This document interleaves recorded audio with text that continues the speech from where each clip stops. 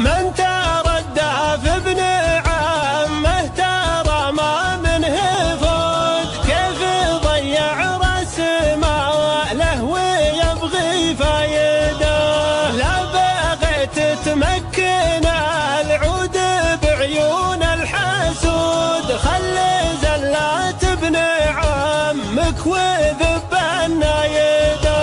لا تعود السوالف مسامير الكبود، السنة في عزة النفس من عوايده. والمراجل كايده مثل طلعات السنود، كانها اللي في عروض الجبل متعايده. خلاها ولها جمال تراك على الشدود، ترتكي بعزومها للحمول الزايده. وإن بغيت الراي لا تقتني راي بعقول، وانصف لك سيد القوم ولا سيده. واطلب اللي مد جوده يغطي كل جود، ما يجي لك كود شي وربي رايده. وان عطاك الله فالمد من كف معبود، الفقير يموت ما تنفعه رفايده.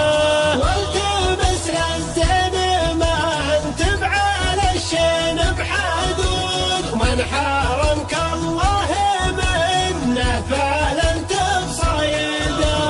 وانتبه للعلم يا اللي تمدح بالجدود، النمر والذئب عاشاه من صوايده.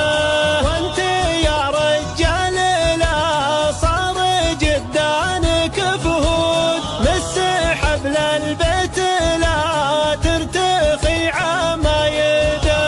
وانت رخى حمار عاد ينهض هالعمود، مثل من سوى عياده ولا احد عايده. وان بغيت ان المساير على بيتك يرود، لا تنطح نقشة الباب للي رايده. افتح البيبان والضيف مع انه صدود، وقولا ترحب للمساير من احلى مايده. وانك الجود فلا تمطل بالوعود، خل من بينك وبين المال محايده. سامحوني وان حصل في الشعر نقص وزود، الصحفي انتقد في بعض جرايده. وتعذر منك يا شوق واقفت النهود، لو بشبهها من الريم قلت القايده. رشحوها فالاسامي وسموها العنود، كل ما ذكر الواسم راعت قلايده.